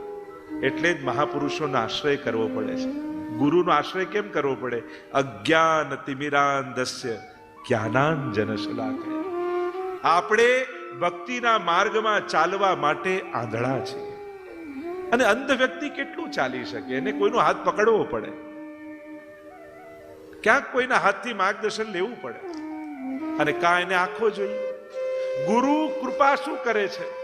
ગુરુ કેવલ હાથ પકડીને ચલાવીને પાર નથી કરાવતો, ગુરુ પોતાની આંખો આપીને પાર કરાવે છે. લોકો તો આંખો ડોનેટ કરીને, જેમ કહીએ ને કે હાથ પકડીને ચલાવે, પણ ગુરુ હાથ ન પકડે, ગુરુ તો આંખો જ આપી દે. એટલે મારી દ્રષ્ટિ તને આપું છું, મારા જ્ઞાનનું અંજન તને આંજું છું, અને મારી આંખે હવે શ્રીનાથજીને જો, મારી આંખે હવે યમુનાજીને જો, મારી આંખે હવે તારા લાલનને જો, તને કંઈક જુદું દેખાશે. તો આ યમુનાષ્ટક પહેલો ગ્રંથ એ યમુનાજીને જોવા માટે મહાપ્રભુજી આપેલી આંખો છે. બાકી આપણે બધાએ તો યમુનાજી ઘણી વાર જઈને એ જલ પ્રવાહ, આજે યમુનાજીમાં તો જલ જ નહોતું, યમુનાજી તો સુકાઈ ગયા, અરે યમુનાજીમાં તો પૂર હતું. આપણે તો ખાલી 2 કાંઠે વહેતી નદી જોઈ છે, યમુનાજીને ક્યાં જોયા છે? અને આ દર્શન, આ દ્રષ્ટિ મારા મહાપ્રભુજી તમને બધાને આપવા માંગે છે. 9 શ્લોકમાં અને 8 શ્લોકમાં સ્તુતિ અને 9મા શ્લોકમાં ફલ, જે મહાપ્રભુજી યમુનાષ્ટક દ્વારા દ્રષ્ટિકોણ કહ્યું ને, શ્રી યમુનાષ્ટક, એટલે 5 અક્ષર થાય યમુનાષ્ટક. માનો પંચામૃત છે, જેમ સ્વરૂપને પંચામૃત કરીને એમાં ભગવત સ્વરૂપનો આવિર્ભાવ થાય ને, વૈષ્ણવ જ્યારે યમુનાષ્ટકનું પંચામૃતથી સ્નાન કરે ને, યમુનાષ્ટક રૂપી, ત્યારે એની ભીતર વૈષ્ણવતાનું પ્રાગટ્ય થતું હોય છે. આવ યમુનાષ્ટક કા રસ દર્શન કરેं. આપ લોકો કે પાસ ગ્રંથ છે ને, એમ માનું છું કે દરેક લોકો અહીંયા બેસેલામાંથી કદાચ કોઈ એવું નહીં હોય કે જે રોજ યમુનાષ્ટક ન કરતું હોય, ને કદાચ નહીં કરતું હોય તો મને વિશ્વાસ છે કે કાલથી તો શરૂ કરી જ દેશે. પ્રારંભ, જો સારો સંકેત યા સારી વાત ઘણીવાર ભગવાન પોતે નથી કહેતા, કોઈના મુખે બેસીને કેવડાવતા હોય છે. અધિક માસ ચાલે છે, એવું ન માની શકો કે યમુનાજી પોતે તમને કેવડાવી રહ્યા છે, અમને માધ્યમ બનાવીને તમને કહી રહ્યા છે કે કાલથી કરજે ને બેટા, તું યમુનાષ્ટક કરીશ તો રોજ તારા ઘરે હું આવીશ. ક્યાંક યમુનાજી સંકેત કરતા એવું ન લાગે? વ્યક્તિઓને જુઓ છો ને, એને કારણે મોટી મોટી વાતો પણ તમે નાની માની લો છો.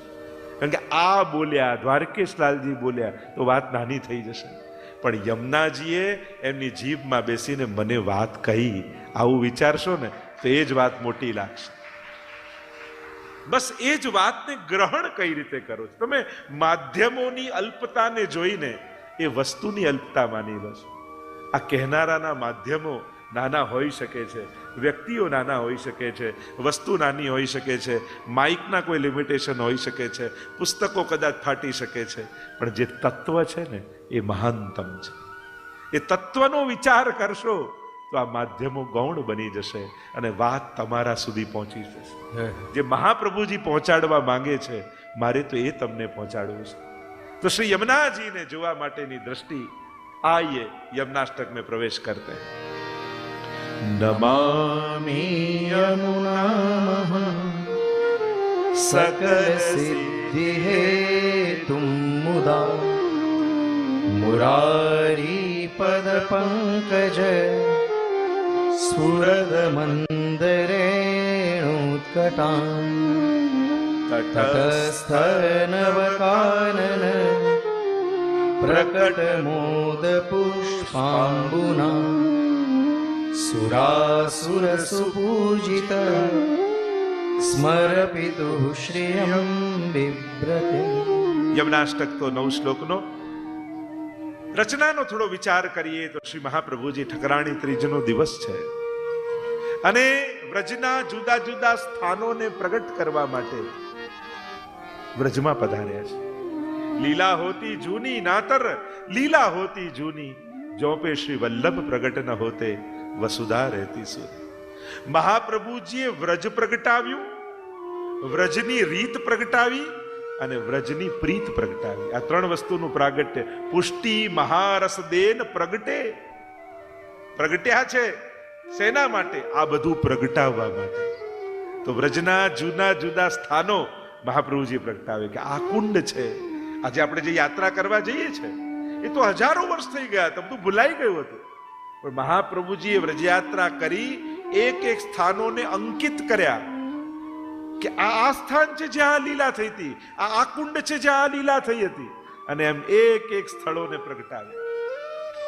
તો ગોકુલ પધાર્યા છે મહાપ્રભુજી. ઠકરાણી ત્રીજનો દિવસ છે. જો આ 3 તિથિઓ શ્રી મહાપ્રભુ શ્રી યમુનાજી સંબંધીઓ વર્ષમાં આવે છે. 3 તિથિઓ યમુનાજી સંબંધી. એક ઠકરાણી ત્રીજ, જે દિવસે યમુનાષ્ટકનું પ્રાગટ્ય થયું. બીજું ચૈત્ર સુદ છઠ, જેને યમુનાજીનો પ્રાગટ્ય દિવસ કહીએ છીએ. અને ત્રીજું ભાઈ બીજ, જે દિવસે યમરાજાએ વચન આપ્યું કે હે યમુનાજી, તમારામાં જે કોઈ સ્નાન કરશે એને ક્યારેય યમયાતના નહીં થાય. ન જાતું યમયાતના ભવતિ તે ભયમ્મા. આ 3 તિથિઓ યમુનાજી સંબંધી છે. એટલે આ 3 દિવસે તો યમુનાજીનું વિશેષ આરાધન આ 3 તિથિએ જરૂર કરવું. ઠકરાણી ત્રીજનો દિવસ શ્રી મહાપ્રભુજી શ્રીમદ ગોકુલ પધાર્યા છે. અને શ્રીમદ ગોકુલમાં કલકલ કલકલ કલકલ વહેતા યમુનાજીનો સુંદર શોર સંભળાઈ રહ્યો છે. સવારનો સમય. તટ ઉપર શુક, મયુર અને હંસ કલરવ કરી રહ્યા છે. સુંદર, જાને કોઈ સખીઓ મંગલ ગીત ગાતી હોય એ રીતે કલરવ થઈ રહ્યો છે. યમુનાજીની લહેરોમાં પડતા સૂર્યના સ્વર્ણમય કિરણો અને એ લહેરોમાં રહેલી રજકણો મોતીઓની જેમ ચળકી રહી છે. જાણે યમુનાજી હાથમાં મોતીઓના કંકણ ન પહેર્યા હોય. તટ જાણે સુંદર યમુનાજીનો કટી પ્રદેશ લાગે છે. કલિંદના પર્વતના મસ્તક પરથી તીવ્રતાથી પધારતા યમુનાજી વ્રજમાં આવીને માનો શાંત થઈ ગયા. અને એક શિલા પરથી બીજી શિલા પર પડતા માનો એમ લાગે કોઈ ઝૂલા ઉપર 16 વર્ષની કન્યા ઝૂલતી ન હોય. અને પ્રભાતના સમયે આવો સુંદર શોભા. તિહારો દરસ મોહી ભાવે શ્રી યમુનાજી.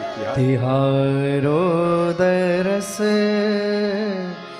મોહી ભાવે શ્રી યમુનાજી. તિહારો દરસ મોહી ભાવે. દમલાજી સાથે શ્રી મહાપ્રભુજી યમુનાજીના તટ ઉપર પધારે. સુંદર વનરાઈ છે ચારે તરફ, બંને તટો તરફ સુંદર વનો છે લીલાછમ, અને એની ઉપર સુંદર પુષ્પો ઉગ્યા. ખરી ખરીને યમુનાજીમાં પડે એમ લાગે માનો પૂજન કરી રહ્યા હોય યમુનાજી. ચિત્તમાં અતિ આનંદ મહાપ્રભુજીને થયો. અરે દમલા, या मैं गोविंद घाट कौन सो और ठकराणी घाट कौन सो? બંને કેવા એક સરખા ઘાટ લાગે છે. આમાં ગોવિંદ ઘાટ કયો ને ઠકરાણી ઘાટ કયો? સહજમાં કુતૂહલતા શ્રી મહાપ્રભુજીના વચનમાં આવી. અને એટલામાં દૂરથી ક્યાંક ઘંટારવ થતો હોય એવા ધ્વનિ સંભળાવા લાગ્યા. તન તન તન. યમુનાજીના લહેરોમાં ભ્રમરો પડવા લાગ્યા. અનેક ગુલાબી કમળો આખા યમુનાજીમાં ખીલી ગયા. અને પડેલા મધ્ય ભાગમાં રહેલા ભ્રમરમાંથી સાક્ષાત 16 વર્ષ યુવતી સ્વરૂપ શ્રી યમુનાજી પ્રગટ થયા. બોલો શ્યામ સુંદર શ્રી યમુને મહારાણી કી જય. અને તાજા ખીલેલા કમળોનો એક માર્ગ છેક ઘાટ સુધી પહોંચ્યો. અને કમળની છડી લઈ એ કમળો ઉપર કોમલ ચરણારવિંદને પધરાવતા શ્રી યમુનાજી છેક તટ સુધી પહોંચ્યા. શ્રી વલ્લભનો આનંદ માતો નથી, હરખ સમાતો નથી. નેત્રો માનો યમુનાજીના રસથી ઉભરાઈ રહ્યા છે. સાક્ષાત યમુનાજીના એ સખી સ્વરૂપના દર્શન આજે છે. અવાક બની મહાપ્રભુજી શ્રી યમુનાજીના એ સ્વરૂપામૃતનું પાન કરી રહ્યા છે. નિકટમાં દમલાજીના નેત્રોમાંથી દડ દડ દડ અશ્રુપાત થઈ રહ્યા. નિકટ આવેલા યમુનાજીએ છડી કરીને બતાવ્યું, આ ગોવિંદ ઘાટ છે, આ ઠકરાણી ઘાટ છે. અને જ્યાં યમુનાજીના સ્વરૂપની ઝાંકી કરીને સાષ્ટાંગ દંડવત શ્રી મહાપ્રભુજીએ કર્યા. અને જ્યાં ઠાડા થઈને ઝાંકી કરે ત્યાં તો યમુનાજીનું એ અલૌકિક સ્વરૂપ શ્રી મહાપ્રભુજીના હૃદયમાં આવીને બિરાજી, રસ સ્વરૂપે. અને જ્યાં હૃદયમાં બિરાજ્યું અને શ્રી યમના રૂપ આનંદ શ્રી મહાપ્રભુજીના હૃદયમાં સમાયો નહીં અને સ્તોત્ર બની, યમનાષ્ટક બની અને મહાપ્રભુજીના મુખમાંથી પ્રગટ થવા લાગ્યું. નમામિ યમુનામહં સકલ સિદ્ધિ હેતું મુદા મુરારી પદ પંકજ સ્ફુરદ મંદરેણુકપા. યમનાષ્ટકની રચના મહાપ્રભુજી નથી કરી રહ્યા, હૃદયમાં સમાયેલા યમુનાજી વાંગમય રૂપે, શબ્દમય રૂપે શ્રી વલ્લભના મુખમાંથી પ્રગટ થઈ રહ્યા છે. અને એટલે જ યમનાષ્ટક એ યમુનાજીનું વાંગમય રૂપ છે. એટલે આજે પણ એનો પ્રભાવ કે જ્યારે યમનાષ્ટકનું વિશુદ્ધ હૃદય પાઠ કરો ત્યારે એમ લાગે જાણે યમુનાજી આપણને ગોદમાં લઈ લીધા હોય. એવો ભાવ, એવો આનંદ પ્રત્યેક જીવને અનુભવાય. તો આ 9 શ્લોકમાં યમનાષ્ટક, 8 શ્લોકમાં સ્તુતિ, 9મા શ્લોકમાં સ્તુતિનું ફલ. નમામી શબ્દથી મહાપ્રભુજીએ પ્રારંભ કર્યો. એમ તો ઘણી બધી ટીકાઓ યમનાષ્ટક ઉપર છે, પણ એ બધી ટીકાઓ તો જ્યારે અધ્યયન કરીએ એક એક અક્ષરનું, એક એક શ્લોકોનું, ત્યારે અધ્યયન માટે આચાર્યોની ટીકાઓ આપણે ચર્ચા કરતા હોઈએ. ટીકાઓ એટલે કોમેન્ટ્સ, એની ચર્ચા, એનો વિસ્તાર, એનું અર્થઘટન આપણા અનેક આચાર્યોએ કર્યું છે. સાર રૂપે દરેક ટીકાઓની સાર રૂપે આપણે ચર્ચા કરીશું. નમામી શબ્દથી પ્રારંભ કર્યો, કારણ કે જીવ નમનથી અધિક કરી પણ શું શકે? જે આપે છે પ્રભુને એ તો એનું જ આપેલું છે. આપણે તો એક પેની લઈને પણ પેદા નથી થયા, બધું મળ્યું છે ને. આપણે લાગે આપણે આપ્યું, અરે આપનારો તો એ હતો, પણ એનું છે એ મારા ગુરુની કૃપાથી મને સમજાયું છે. ગુરુ કૃપા શું કરે છે?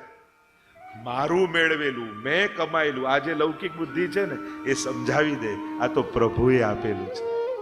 અને પ્રભુએ આપેલું છે અને આપણા થકી પ્રભુ સુધી પહોંચ્યું, એમાં જ એની સાર્થકતા છે. એટલે નમન શબ્દથી, કારણ કે એમાં તો આચાર્યો ટીકામાં લખ્યું કે જેને ગરુડ આસન જેવું આસન હોય એને આપણે કયું આસન આપીએ? જેને કૌસ્તુભ મણિ જેવો મણિ હોય એને તમે કયું ધન આપી શકો? જેનું આવું કોટી કાંદર્પ લાવણ્ય જેવું સ્વરૂપ હોય એને કયા શૃંગાર ધરાવીને સજાવી શકો? બસ નમન કરો ને, પ્રભુ એનાથી રાજી છે. અને હું તો એટલે જ ઘણી વાર કહું, પગે લાગવા જેવા છે એને પગે નહીં પડો, તો ન લાગવા જેવા લોકોને રોજ પગે પડવું પડશે.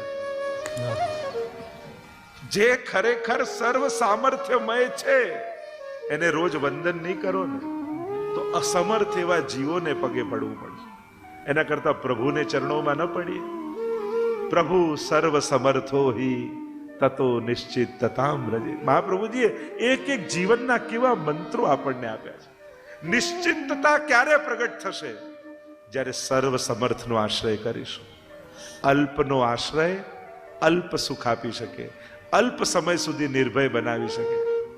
ઘણા કે અમે બેઠા છીએ તું તારે કરને, આપણને ક્યાં ખબર એ બેઠો જ રહેવાનો હોય, એ ઊભો જ ના થવાનો. જીવનમાં નમનથી અધિક આપણે પ્રભુને કાંઈ કરી શકતા નથી. બસ આ વાત સમજાઈ જાય. જીવનમાં બધું એનું જ આપેલું છે, એના સુધી પહોંચાડવા. પણ પ્રભુએ એના સુધી પહોંચાડવામાં મને નિમિત્ત કર્યો, એ આપણું સૌભાગ્ય છે. એ આપણું સૌભાગ્ય. જો પ્રભુના દર્શન છે ને એ આપણા અહંકારનું વિસર્જન છે.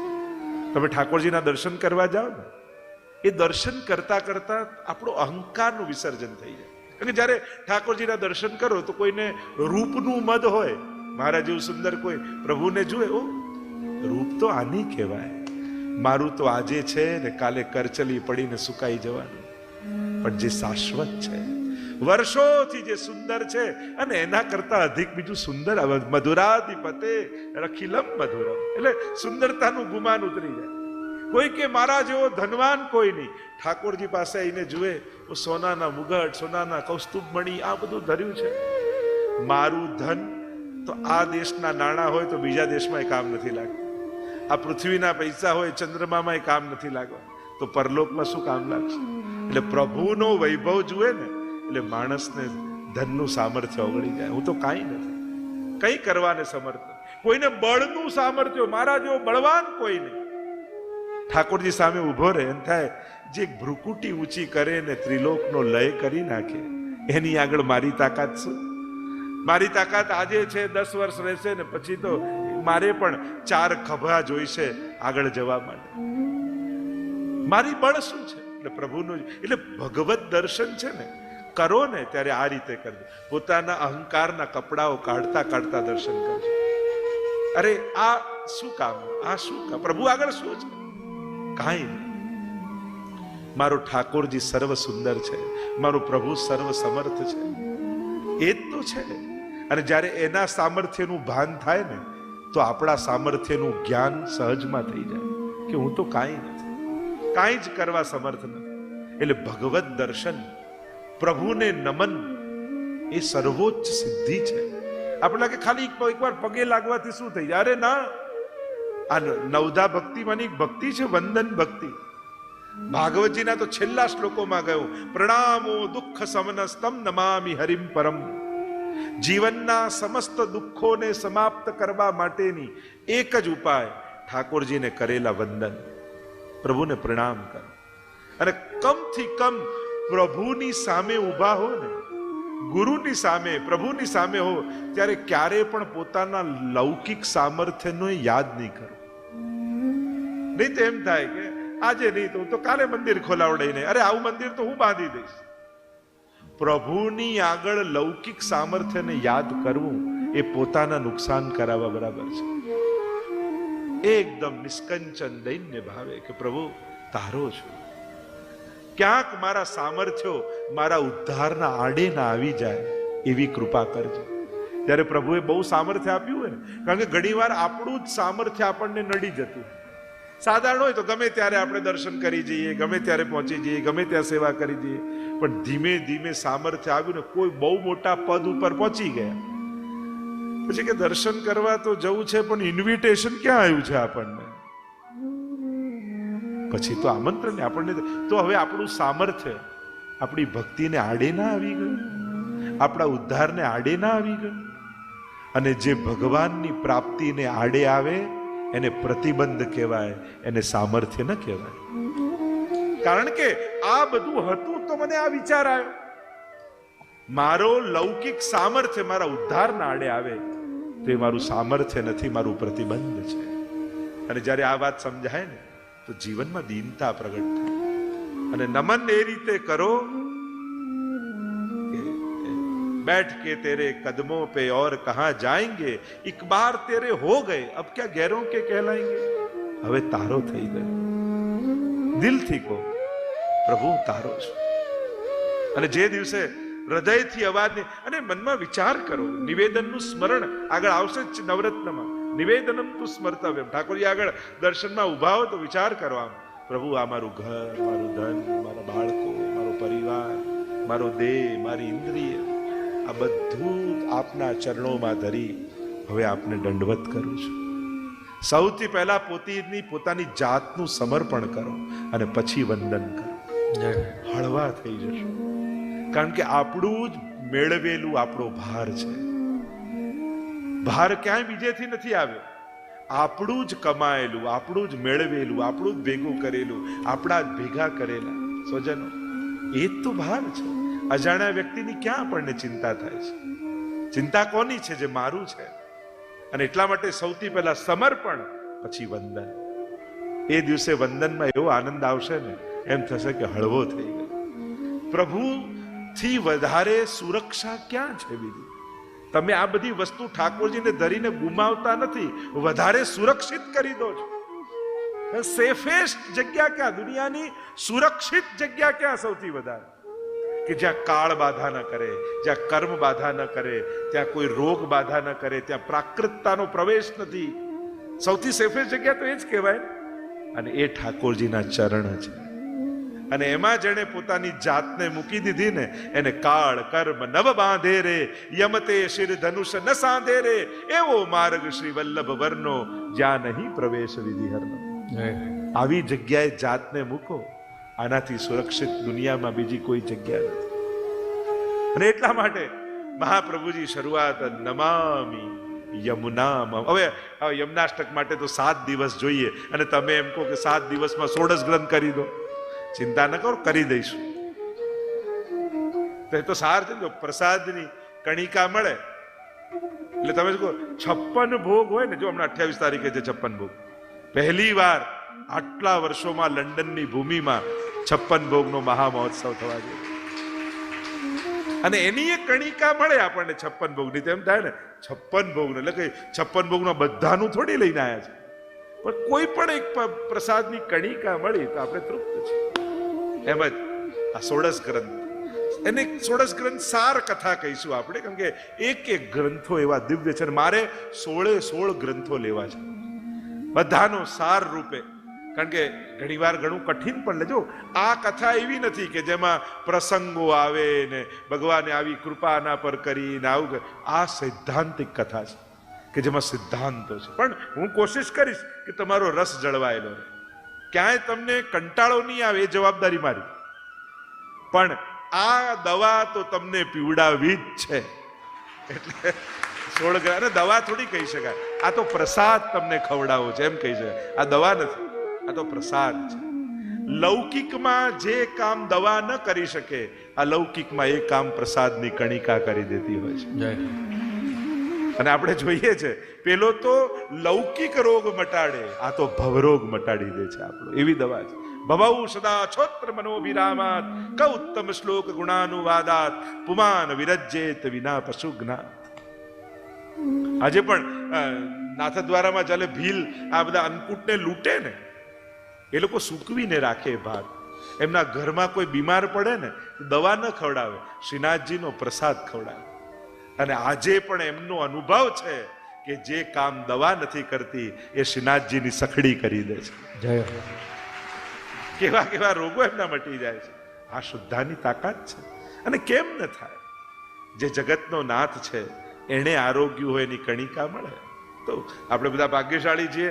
શ્રીનાથજી અને સ્વરૂપ તો બિરાજી ગયું, પણ કેટલા સમયથી હતું મહાપ્રભુજીનું સ્વરૂપ, યમુનાજીનું સ્વરૂપ અને શ્રી ગુસાઈજીનું સ્વરૂપ. કાયમ વલ્લભ મંદિર, શ્રી ગુસાઈજી મંદિર ને યમુના મંદિર શ્રીનાથ ધામમાં સિદ્ધ થાય તો એ ત્રણેયનો પાટોત્સવ આપણે ઉજવવાનો છે 27 અને 28 તારીખે. અને 56 ભોગનો મહામહોત્સવ પવિત્રા એકાદશી અને બારસના પાવન દિવસોમાં. એટલે કે 5 તત્વો થી સમૃદ્ધ આપણું શ્રીનાથ ધામ થઈ જશે, એનો આપણે આનંદ લેવાના છીએ. તો આ મહામહોત્સવ જો, એટલે આ 7 દિવસ પૂરા થાય એટલે એમ ન માનતા કે ઉત્સવ પૂરો થઈ ગયો. આપણો ઉત્સવ પૂરો થશે 28 તારીખે. ક્યારે? જ્યારે 28 તારીખે 56 ભોગ પૂરો થાય, મંદિરનો પાટોત્સવ મહાપ્રભુજી બિરાજી થાય અને અમને ઇન્ડિયા જવાનું વિજય તિલક કરો, ત્યારે આપણો ઉત્સવ પૂરો થાય. આપણો ઉત્સવ આ વખતે જર્મનીમાં પ્રથમવાર પુષ્ટિ માર્ગનું પ્રથમવાર વલ્લભકુલનું એક આયોજન, કારણ કે વૈષ્ણવ સંઘ જર્મનીમાં 2 વર્ષથી લગભગ ચાલી રહ્યું છે. એટલું સુંદર રીતે યુવાનો કાર્ય કરી, ખરેખર જે રીતે ત્યાં સંચાલન થાય છે અને ઉત્સવ થાય, અદ્ભુત રીતે થાય છે. અને આ વખતે 5 દિવસનો જર્મનીમાં પણ 19 થી 24 સુધી ત્યાં ઉત્સવ થવાનો છે. તો એનો પણ આનંદ ત્યાં લેવાના છે. તો આ બધા દિવ્ય આયોજનો. અને લેસ્ટરમાં પણ 2 દિવસ ત્યાં પણ કૃષ્ણ ચરિતામૃતનો સુંદર ઉત્સવ લેસ્ટર ખાતે પણ થશે. તો યુકેમાં તો યુકે ને આ તો છે જ ગોકુળિયું ને વ્રત જેને કહીએ છે, જેવો ભાવ આ બધાની અંદર બિરાજે છે અને જેટલા ઉત્સાહથી આપ લોકો જોડાઓ છો એ ખરેખર અમને પણ એટલો આનંદ અને ઉત્સાહ થાય છે.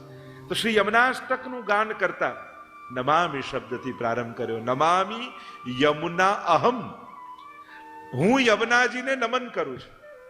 યમુના કોણ? યમ ઉના. ઉના એટલે નાના બેન, એટલે યમના નાના બેન એટલે કહેવાય યમુના. કઈ રીતે નમન કરું છું? સકલ સિદ્ધિ હેતુમ મુદા, સકલ સિદ્ધિના હેતુ રૂપ શ્રી યમુનાજીને હું મુદા એટલે આનંદપૂર્વક નમામી, નમન કરું છું. મહત્વનો શબ્દ છે મુદા, આનંદપૂર્વક, પ્રસન્નતાથી. જરૂરી નથી કે ભગવાન આગળ, યમુનાજી આગળ ને ગિરિરાજજી આગળ રડતા રડતા જ જવું. મહાપ્રભુજી તો કહે મુદા, પ્રસન્નતાથી જાઓ. જ્યારે જ્યારે પ્રભુ પાસે જાઓ ત્યારે પોતાના આંસુ, બધું જીવનમાં ગમે તેટલું દુઃખ આવ્યું હોય પણ પગથિયામાં દંડવત કરી આંસુ લૂછી, કારણ કે દુઃખનો હરતા તો હરી જ છે.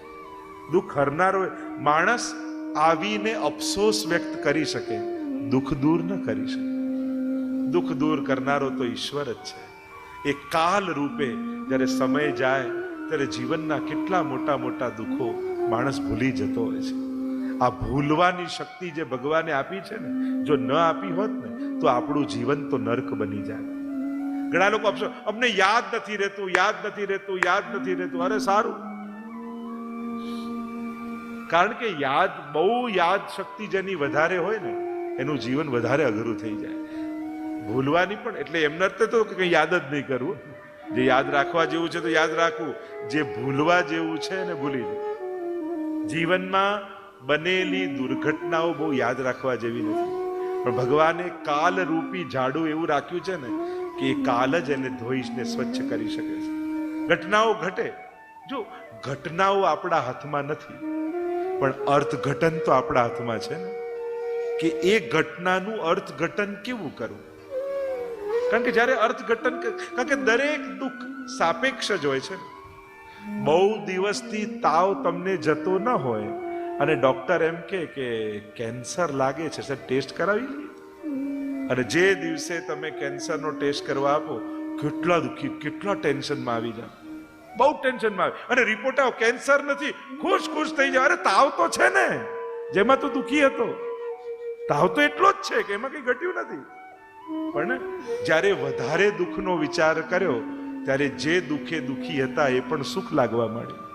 બસ જીવનના ગણિત આવા જ ચાલે છે. હંમેશા કંઈક ઘટે ત્યારે વિચારું ઠાકોરજીએ આટલામાંથી આપણને બધાને બચાવે. આ થવા કાળ હતું, થઈ ગયું. હા, લાગણી હોય તો દુઃખ જરૂર થાય, એ સહજ છે, પણ ઘટનાઓ છે. આ બધી જીવનમાં ઘટનાઓ રોકી શકવાના નથી.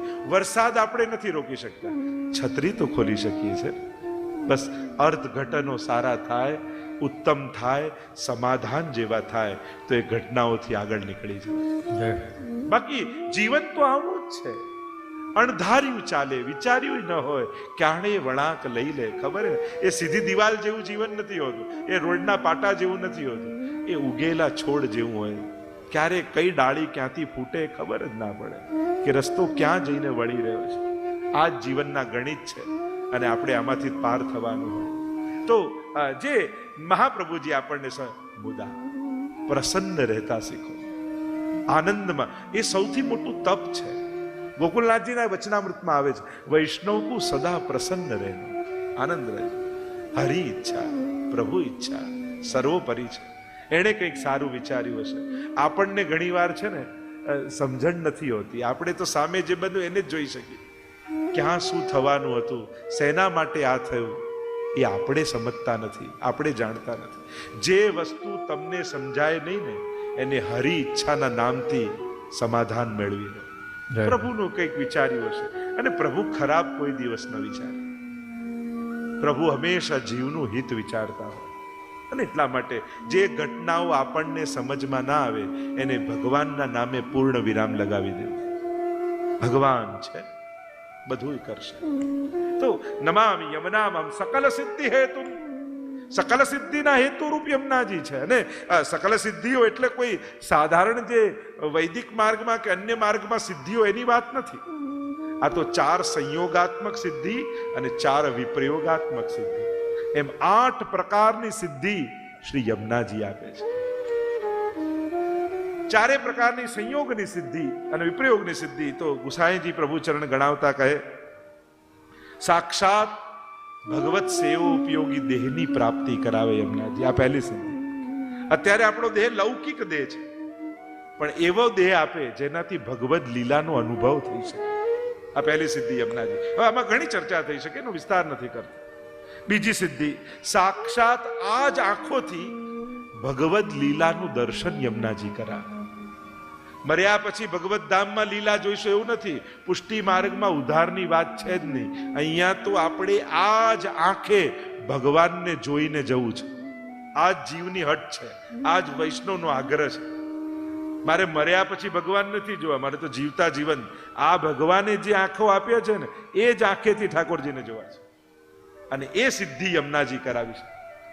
નૈન ભર દેખ ભાનુ તનયા, 41 પદમાં તો પ્રગટ નૈનન લીલા દિખાવે.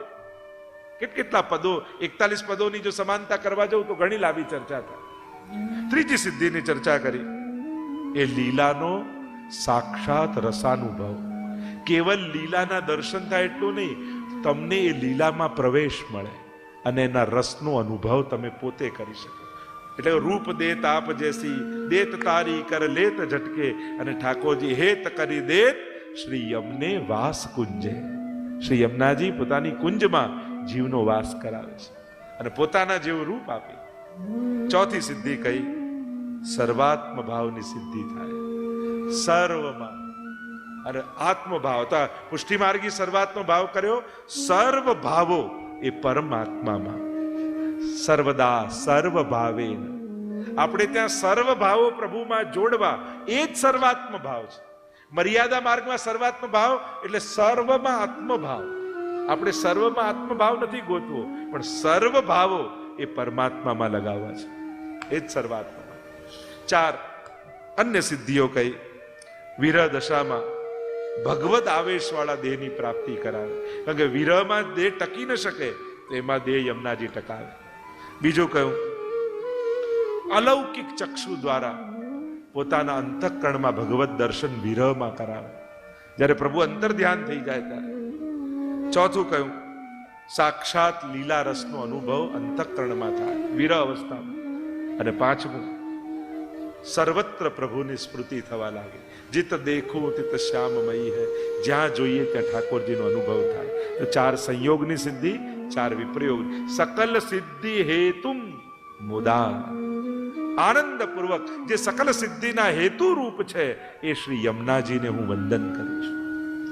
નમામિ યમુનામહં સકલ સિદ્ધિ હેતુમ મુદા, મુરારી પદ પંકજ સુરદ મંદરેણુ કટા. યમુનાજીમાં મુરારી પદ પંકજ સ્ફુરદ અમંદ રેણુ ઉત્કટામ, એટલે કે યમુનાજીમાં જલ કરતા પણ રજ રેણુ ઉત્કટામ અધિક છે. કોની? મુરારી પદ પંકજ. મુરારી એવા શ્રી કૃષ્ણના ચરણ કમલની રજ, જ્યાં જલ કરતા પણ અધિક છે. કેમ મુરારી જ કહ્યું, ગોપાલ ન કહ્યું, કૃષ્ણ ન કહ્યું, મુકુંદ ન કહ્યું? કારણ કે મુરારી ક્યારે નામ પડ્યું? જ્યારે મૂર નામના દૈત્યને ભગવાને માર્યો, 16,000 કન્યાઓને ભૌમાસુરે કેદ કરી રાખી અને ભગવાન એમને છોડાવવા ગયા ત્યારે એ કિલ્લાની રક્ષા આ મૂર નામનો દૈત્ય કરતો હતો. અને ભગવાને મૂરને નથી માર્યો, પણ જે ભક્ત અને ભગવાનને મળવામાં પ્રતિબંધ દોષ રૂપ છે એને માર્યો છે. તો એવા મુરારી ભગવાનની ચરણરજ છે. કેમ કહ્યું કે આ રજ એવી સામર્થ્ય વાળી છે કે જ્યારે યમુનાજીનું પાન કરો અને એની સાથે રજ ભીતર જાય તો તમારા જીવનમાં પણ ભગવાનને મેળવવામાં જે જે પ્રતિબંધ આવતા હોય એ આ રજ બધા જ પ્રતિબંધોને દૂર કરી દે છે. એટલે કહ્યું મુરારી પદ પંકજ સ્ફુરદ અમંદ રેણુ ઉત્કટામ, જ્યાં જલ કરતા પણ રજ અધિક છે. શ્રી કૃષ્ણના ચરણારવિંદની રજ થકી શોભી રહ્યા, સિદ્ધિ અલૌકિક આપનારા વંદુ શ્રી યમુનાજીને. સુપુષ્પની સુવાસથી જંગલ બધું મહેકી રહ્યું, ને મંદ શીતલ પવનથી જલ પણ સુગંધિત થઈ રહ્યું. પૂજે સુરાસુર સ્નેહથી વળી સેવતા દૈવી જીવો, વંદન કરું શ્રી યમુનાજીને. શ્રી કૃષ્ણ આશ્રય આપજો, વંદન કરું શ્રી યમુનાજીને. શ્રી કૃષ્ણ આશ્રય આપજો. બોલો શ્યામ સુંદર શ્રી યમુને મહારાણી કી જય. આજની કથાનો સમય પૂર્ણ થવા આવ્યો છે. કાલે યમનાષ્ટકની થોડી ગાથા લઈ પછી બાલબોધ અને સિદ્ધાંત મુક્તાવલી. તો કાલે પારાયણ થશે બાલબોધ ગ્રંથનું, સિદ્ધાંત મુક્તાવલીનું, અને એ રીતે ઘણી વાર 2 ગ્રંથ, ઘણી વાર 3 ગ્રંથ, ઘણી વાર 4 ગ્રંથ, એ રીતે ઘણા નાના નાના ગ્રંથો છે, પંચપદ્યાની, ચતુશ્લોકી આદિ આદિ. તો એવા ગ્રંથોનું પારાયણ કરતા કરતા ખાસ આપ લોકોને અનુરોધ કરીશ, બને તો એકે દિવસ ચૂકતા નહીં.